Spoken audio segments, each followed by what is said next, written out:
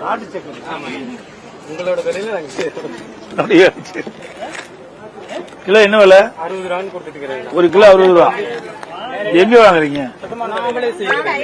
நீங்களே ஃபேமிலியே செஞ்சு ஏன்னா ஆளை நம்பி செய்ய முடியல, அதனால நாமளே செஞ்சு நீங்களே செஞ்சுக்கிறீங்க.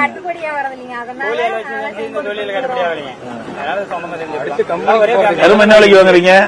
கரும்பு வந்து 4000 ஓடுறதுல இங்க கொண்டு வந்து இறங்குறதோட 4000 ரூபா ரேட் ஒரு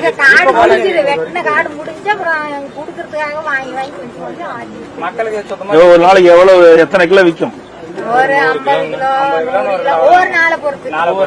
சராசரி 50 கிலோ விற்கும். ஏன்னா மார்க்கெட்டுக்கு போனா முறையான விலை கிடைக்கிறது இல்ல.